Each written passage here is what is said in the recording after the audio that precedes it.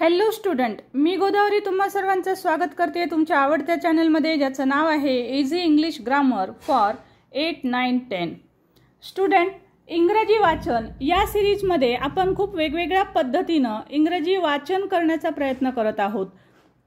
आजच्या या सिरीजमध्ये आपण पाहणार आहोत की आपल्याला इंग्रजी वाचता तर आलंच पाहिजे, त्यासोबत आपलं लेखनही सुधारलं पाहिजे आणि त्याचबरोबर आपल्याला शब्दपाठ करायला सुद्धा फारसा वेळ नाही लागला पाहिजे आणि शब्दपाठांतर कमी वेळेत आणि परिपूर्ण व्हायला पाहिजे, म्हणजे त्याच्या अर्थासहित व त्यांच्या उच्चारासहित. चला तर मग विद्यार्थी मित्रांनो, आज आपण एका दगडात 3 पक्षी मारणार आहोत. आपल्याला वाचनही येणार आहे, लेखनही येणार आहे आणि शब्दपाठांतरही येणार आहे.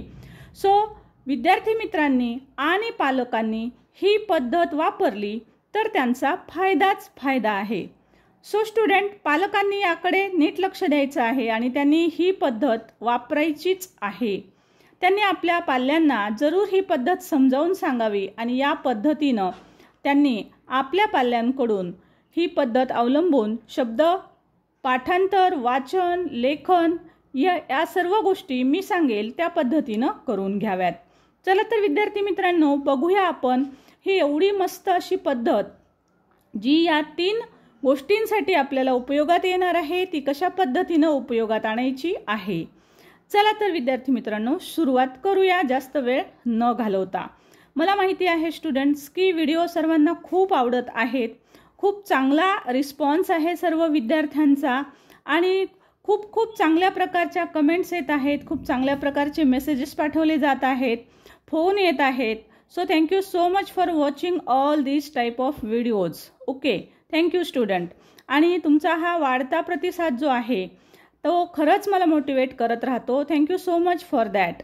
सो अजूनही कोणी नवीन असाल तर चॅनलला सबस्क्राईब जरूर करून घ्या, कारण यासारख्याच अनेक मस्त आणि उपयुक्त अशा गोष्टी घेऊन मी तुमच्यासाठी दररोज येते.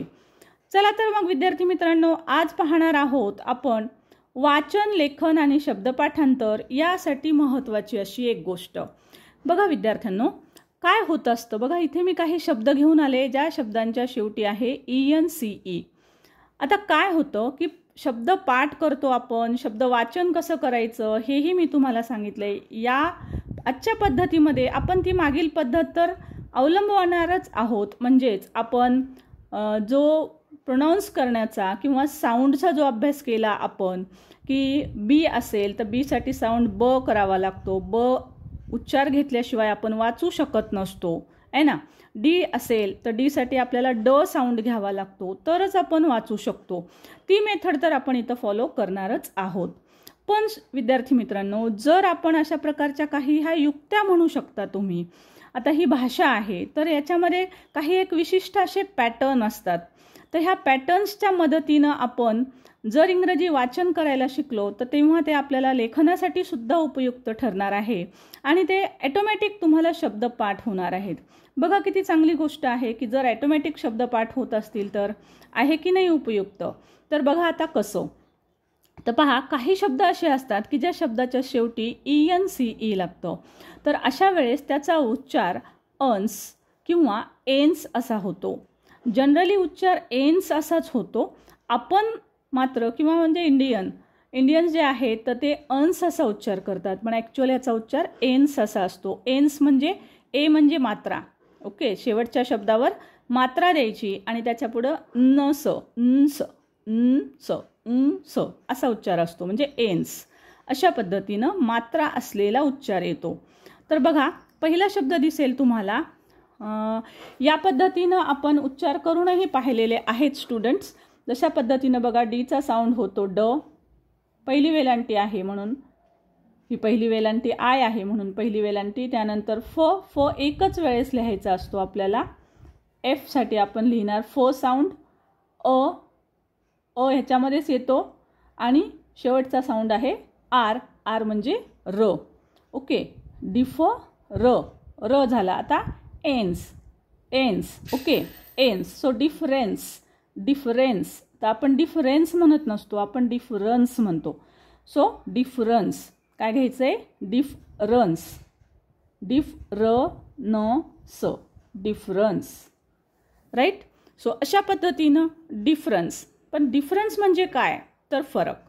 बघा विद्यार्थी मित्रांनो, आजपासूनच्या सिरीजमध्ये मी तुम्हाला असे जे काही वेगवेगळे शब्द घेऊन येईल, असे जे विशिष्ट असे पॅटर्न आहेत ते आपण अभ्यासणार आहोत.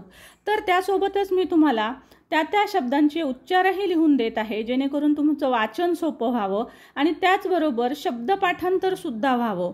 यासाठी मी तुम्हाला इथे त्याचे अर्थ पण देत आहे. तर पालकांनी ही एक गोष्ट करायची आहे की हे जे शब्द दिलेले आहेत तर ते आपल्या पाल्यांना ज्या पद्धतीनं होतील, म्हणजे कुणाला 5 होतील, कुणाला 10 होतील, कुणाला 20-15, या पद्धतीनं पाल्यांना जितके शब्द पाठ होतील तेवढे शब्द पालकांनी आपल्या पाल्यांकडून पाठ करून घ्यावेत, लिहून घ्यावेत. एक शब्द 5-5 वेळेस जर लहान मुलांनी लिहिला तर तो दीर्घकाळापर्यंत लक्षात राहतो. ओके स्टुडंट, सो पालकांना विनंती आहे की त्यांनी आपल्या पाल्यांकडनं हे शब्द जे आहेत ते 5-5 वेळेस नक्कीच लिहून घ्यावेत. आणि विद्यार्थी मित्रांनी सुद्धा पालकांना वेळ मिळत नसेल तर आपण आपले हे प्रत्येक शब्द 5 वेळेस नक्कीच लिहून काढावेत, जेणेकरून की तुम्हाला याचा वाचन, लेखन आणि शब्दपाठांतरासाठी उपयोग होईल आणि तुम्ही इंग्रजीमध्ये टॉपर बनाल. ओके, तर स्टुडंट्स त्यानंतर नेक्स्ट सेंटेन्स आहे बघा. आता आपण डायरेक्ट वाचूया. हीच मेथड आपण अवलंबलेली आहे की साऊंड मेथड जी म्हणतो आपण त्याला, प्रत्येकाचा उच्चाराची मेथड. आता आपला जास्त वेळ जाऊ नये यासाठी बघा मी या पद्धतीनं दिलेलं आहे. मी सांगेल तुम्हाला SEN, सेन. ओके, एस साठी स, ई म्हणजे मात्रा, सेन, टेन, स, सेंटेन्स. सेंटेन्स म्हणजे वाक्य, तुम्हाला माहिती आहे. So patience. आता इथे PATIENCE, पेशन्स. पेशन्स, पेशन्स म्हणजे सहनशीलता. PR, प्र. ओके, जोड शब्द आहे. 2 कॉन्सनंट एकत्र आले की त्याचा जोड शब्द तयार होतो, प्र. आणि एक मात्रा आहे, सो काय होईल, प्रे. राईट, एक मात्रा आहे त्यामुळे होईल, त्यामुळे काय साऊंड होतो बघा, प्रे. राईट, ई असेल तर आपण ई आलं की आपण मात्रा देतो, सो हा साऊंड होणार आहे आपला प्रे. सो प्रे.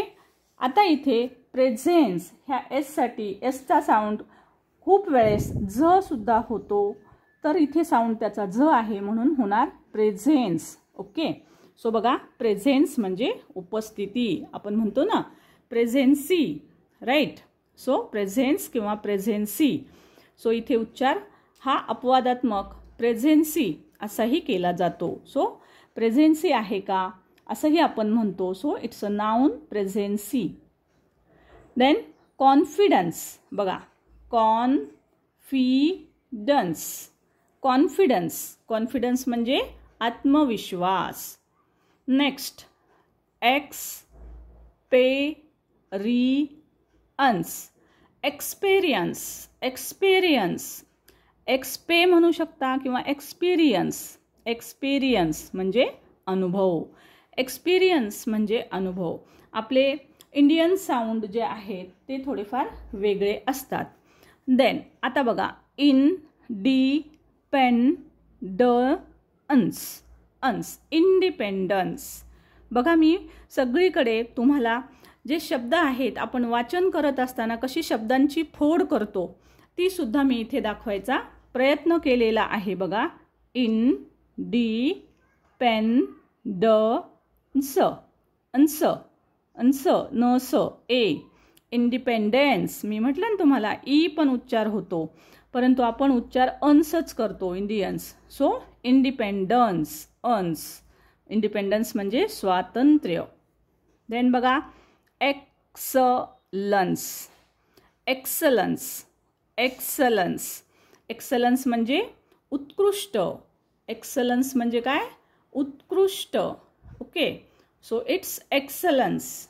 नाव नेक्स्ट बघा, नेक्स्ट वर्ड आहे आपला SILENCE. It's silence. It's silence. So बघा साऊंड होणार आहे सायलेन्स. राईट, नेक्स्ट वर्ड बघूया आपण, इव्हिडन्स. इव्हिडन्स. इव्हिडन्स म्हणजे पुरावा. इव्हिडन्स म्हणजे पुरावा. नाव द नेक्स्ट. आता तुमच्या लक्षात आलं असेल आणि हे शब्द तुम्ही या पद्धतीनं जर केले तर 100% नाही, 200% नाही, तुम्ही टक्क्यात मोजतच राहाल. इतकं छान तुम्हाला वाचता येईल, लिहिता येईल. म्हणजे त्या अगोदर सर्वांचे शब्दपाठ सुद्धा व्हायला लागतील आणि असे मोठे मोठे जरी शब्द आले तरी तुम्ही ते सहजच वाचू शकणार आहात. त्यानंतर स्टुडंट नेक्स्ट साऊंड आहे जो की आपण घेतो आहोत and that is see here. So Aundh. Okay, next sound आपण पाहणार आहोत औंध. बघा कित्येक असे शब्द असतात की ज्या शब्दाच्या शेवटी एक पॅटर्न आहे. हा सगळ्याच शब्दांच्या शेवटी असे शब्द येत असतात का? तर नाही. हे एक पॅटर्न आहेत. हे पॅटर्न जर शिकलात आणि या पद्धतीनं उच्चार केलेत आणि हे सर्व शब्द पाठ जर केलेत, पालकांनी तुमच्याकडनं ते करून घेतलेत, तर तुम्ही इंग्रजीमध्ये लवकरच टॉपर व्हाल नक्कीच. तर बघा स्टुडंट, पहिला शब्द दिलेला आहे मी OUND, औंध. ओके, उच्चार होणार आहे औंध. सो आता इथं GR ग्र. ठीक. आता ग्र अधिक OUND चा उच्चार होतो औंध. काय उच्चार होतो याचा? औंध. सो ग्र अधिक आ हा होतो ग्रा. राईट, ग्र अधिक आ हा होतो ग्रा. सो ग्राउंड, ग्राउंड हा शब्द तयार होतो ग्राउंड. स्टुडंट्स, तुम्ही या पद्धतीनं फोड करून जर हे शब्द लिहून काढले तर तुमचं इतकं पक्कं होईल की तुम्हाला कुठलाही शब्द पाठ करावा लागणार नाही. तुम्ही त्याचे स्पेलिंग सहज बनवायला लागाल. सो स्टुडंट, या पद्धतीनं मी जशा पद्धतीनं फोड करून दाखवते आहे, वेळेअभावी मी प्रत्येक शब्द दाखवू शकत नाही इथं, त्यासाठीच मी इथे उच्चार लिहिलेले आहेत. परंतु तुम्ही या पद्धतीनं फोड करून सुद्धा हे शब्द जरूर लिहून काढा. म्हणजे तुमचं शब्द पक्कं होईल, वाचन पक्कं होईल आणि लिखाणात सुद्धा तुम्हाला ह्या प्रत्येक लेटरचा उपयोग होईल. नेक्स्ट बघूया आपण. ग्राउंड म्हणजे मैदान तुम्हाला माहितीच आहे. सो आता S म्हणजे स आणि पुन्हा औंध उच्चार करायचा आहे. सो हा काय होईल पुन्हा उच्चार? साऊंड. ओके, औंध. सो स अधिक आ सा, साऊंड. साऊंड म्हणजे आवाज. नेक्स्ट वर्ड आहे बघा प्रोफाऊंड. प्रोफाऊंड. प्रोफाऊंड म्हणजे गहन, खोलवर अशा पद्धतीनं खूप गहन विचार असणे, खोलवर विचार असणे. बॅकग्राऊंड. बॅक वाचता येते, कंपाऊंड वर्ड आहे, अँड ग्राउंड. बॅकग्राऊंड आपण नेहमी वाचतो, शब्द म्हणतो आपण बॅकग्राऊंड. आपण कचा उच्चार करत सुद्धा नाही म्हणताना. Background, background. So background means it's background. Okay, background म्हणजे पार्श्वभूमी. प्रत्येक गोष्टीला एक बॅकग्राऊंड असतं असं आपण म्हणत असतो. So background, background, background. No no no no, it's not background, it's background. Okay, so background म्हणजे पार्श्वभूमी. Then work around. Work around, work around. Okay, work around पर्यायी मार्ग. आता हा तर तुम्ही सहज वाचू शकाल नाही का? प्लेग्राउंड माहिती आहे तुम्हाला. नाव next east. Eastbound. Eastbound म्हणजे पूर्वेकडे जाणारा. बघा स्टुडंट, बरेचसे शब्द जे आहेत तर ते अशा पद्धतीनं दोन शब्द एकत्र येऊन बनतात. कंपाऊंड वर्ड म्हणत असतो आपण त्याला. प्ले आणि ग्राउंड दोन वेगळे शब्द आहेत. दोन शब्द एकत्र येऊन एक नवीनच शब्द बनतो, प्लेग्राउंड. तशाच प्रकारे ईस्ट आणि बाउंड. ईस्ट बाउंड हा एक नवीन वर्ड झालेला आहे, पूर्वेकडे जाणारा. Compound. Compound you know all of you. Compound म्हणजे बंद जागा. सायन्समध्ये याचा अर्थ असतो संयुग. संयुग म्हणजे कंपाऊंड. सो हा सायंटिफिक मिनिंग आहे, सायन्समध्ये येणारा. Then water bound. Water bound म्हणजे पाण्याने वेढलेला. Water bound. ओके, बाउंड ब आणि औंध. ब अधिक औंध. औंध, बाउंड. हा तर शब्द वाचताच येतो तुम्हाला. Water, water bound. तुम्हाला माहिती आहे शेवटचा आर हा साऊंड म्हणायचा पण नसतो. Water bound, water bound. Right. Next rebound. Re म्हणजे एखादी गोष्ट पुन्हा घडणे, लक्षात ठेवा. रिबाउंड. ओके, सो रिबाउंड म्हणजे पुन्हा घडणे. सो परत उसळी मारणे. री म्हणजे पुन्हा. बाउंड. बाउंड म्हणजे उसळी मारणे. रिबाउंड म्हणजे पुन्हा उसळी मारणे, परत उसळी मारणे. अनबाउंड. बाउंड म्हणजे ज्याला मर्यादा आहे. अनबाउंड विरुद्ध अर्थाचा शब्द, अन लावलं की विरुद्ध अर्थाचा शब्द तयार होतो. बाउंड म्हणजे मर्यादा असणे आणि अनबाउंड. सो अनबाउंड म्हणजे अमर्याद, म्हणजे ज्याला मर्यादा नाही असा. Now the next words. Then see here. आता आपण नेक्स्ट पाहणार आहोत एक पॅटर्न जो असणार आहे सीव. ओके, सीव. CEIVE. सीव. सीव. आता बघा, कन्सीव. CEIVE. सीव. कन्सीव. कन्सीव म्हणजे कल्पना करणे. डिसीव. DECEIVE. CEIVE याचा उच्चार काय करायचा आहे आपल्याला? सीव. आणि DED दोन्ही मिळून काय होईल? डिसीव. डिसीव म्हणजे फसवणे. तसाच रिसीव. माहिती आहे तुम्हाला हा वर्ड रिसीव. रिसीव म्हणजे प्राप्त करणे. रिसीव म्हणजे प्राप्त करणे. बघा, ह्या पॅटर्ननुसार जर गेलात, असं जर शब्दपाठ करायला लागलात तर हे हार्ड वाटतात. सीवचे शब्दपाठ करणं थोडेसे हार्ड वाटतात, परंतु हे बघा आता किती सोपं आहे. सीवमधला हे जो पॅटर्न आहे, हा पॅटर्न तुम्हाला माहिती आहे आता की CEIVE हा एक पॅटर्न आहे. किती पॅटर्न शिकलो आपण आत्ता, आहे ना? आत्ता आपण तुम्हाला मी 2 पॅटर्न सांगितले. एन्स हा एक पॅटर्न सांगितला, म्हणजे शेवटी एन्स येतात.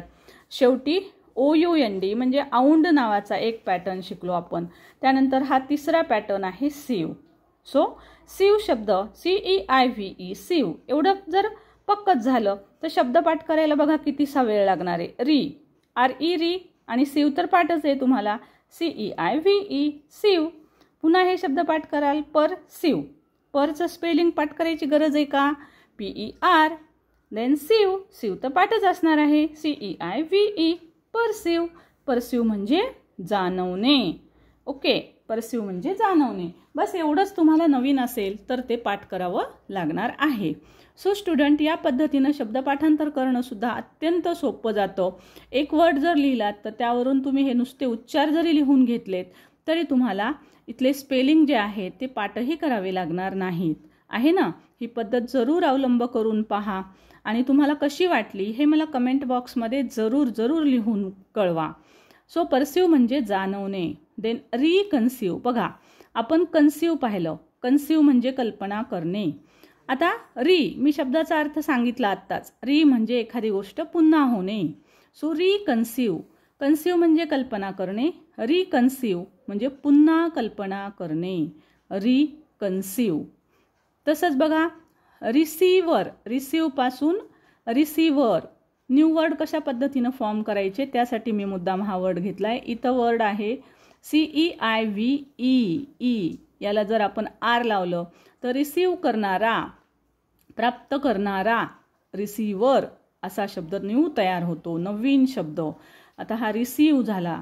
ठीक आहे, रिसीव म्हणजे प्राप्त करणे. इथे आपण पाहिलं रिसीव म्हणजे प्राप्त करणे, पण त्याला फक्त R लावलं तर रिसीवर म्हणजे प्राप्त करणारा असा नवीन वर्ड तयार होतो. बघा, एका छोट्या वर्डपासून तुम्ही वेगवेगळे नवीन वर्डसुद्धा तयार करू शकता. त्याचे नवीन अर्थ तुम्हाला ऑटोमॅटिक माहिती होतील. नाव द नेक्स्ट पॅटर्न. आता बघा, नेक्स्ट पॅटर्न आहे INE. याचे 2 साऊंड आहेत स्टुडंट. काही शब्दांमध्ये याचा उच्चार होतो आईन आणि काही शब्दामध्ये होतो इन. तर तुम्ही म्हणाल मग कोणता उच्चार कुठे करायचा? Okay student.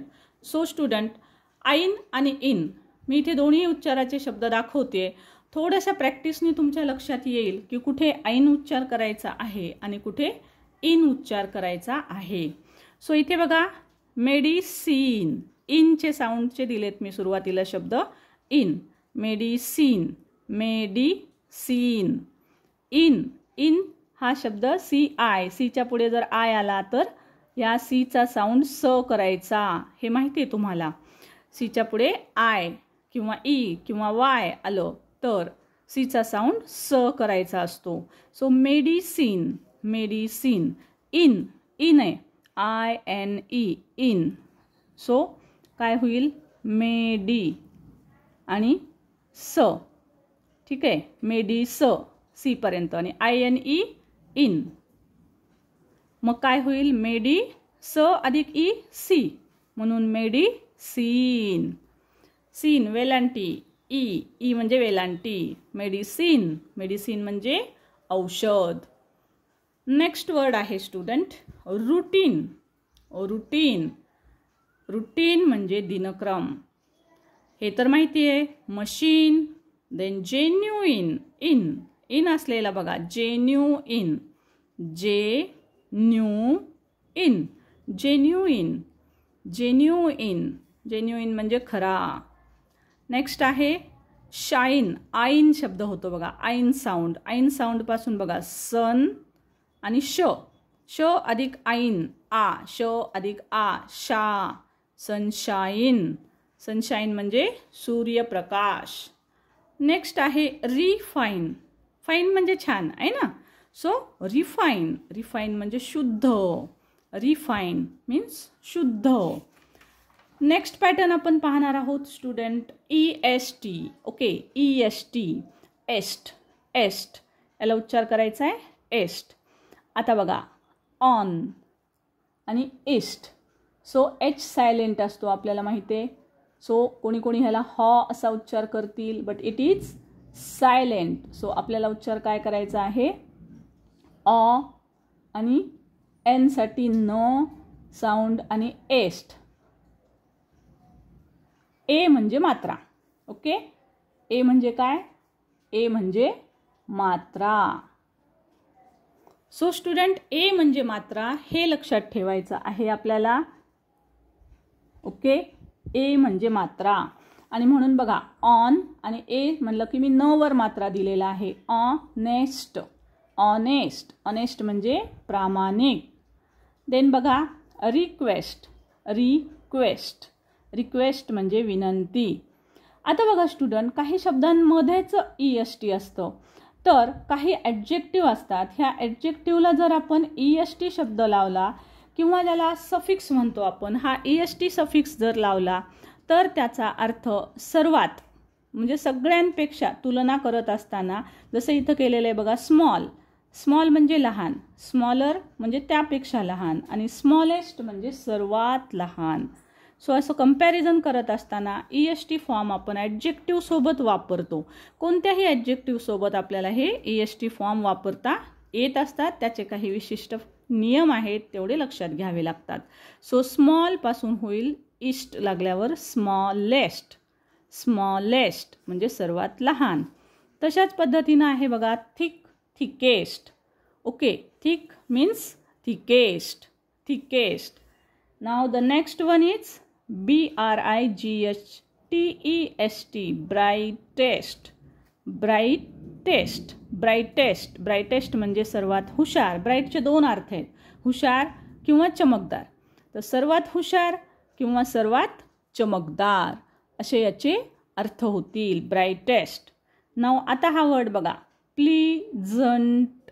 प्लीझंट, प्लीझंट म्हणजे आनंददायक. याला EST लावले प्लीझंटेस्ट. प्लीझंटेस्ट, प्लीझंटेस्ट म्हणजे सर्वात आनंददायक किंवा सर्वात मजेशीर. सर्वात मजेशीर, प्लीझंटेस्ट. ओके, बघा छोटा मोठा कशाही प्रकारचे शब्द असो ते तुम्हाला वाचता पण येत असतील या आपल्या विशिष्ट पॅटर्नने. हे पॅटर्न पाठ करा. पॅटर्न कसे फॉलो करायचे ते मी जसे इथं उच्चार लिहून दाखवले, फोड करून दाखवले, त्या पद्धतीनं स्वतः लिहून पहा म्हणजे तुम्हाला खूप छान समजेल. सो हा आहे स्किल्ड. स्किल्ड म्हणजे कुशल. सगळ्यात कुशल सांगायचं असेल तर आपण म्हणतो स्किल्डेस्ट. स्किल्डेस्ट, स्किल्ड एस्ट, स्किल्डेस्ट. सो स्किल्डेस्ट म्हणजे सर्वात कुशल. स्किल्डेस्ट म्हणजे सर्वात कुशल. स्टुडंट, तुम्हाला जर व्हिडिओ आवडला असेल, आवडत असतील तर लाईक, शेअर आणि कमेंट करायला विसरू नका. नवीन असाल तर चॅनल सबस्क्राईब करून घ्या, कारण यासारख्या अनेक शब्द, अनेक प्रकारच्या नवीन पद्धती वाचनासाठी मी प्रत्येक व्हिडिओमध्ये घेऊन येत असते. So thank you so much for watching. आवडल्यास लाईक करा, शेअर करा, कमेंट करा, चॅनल सबस्क्राईब करा. Thank you so much for watching. Thank you.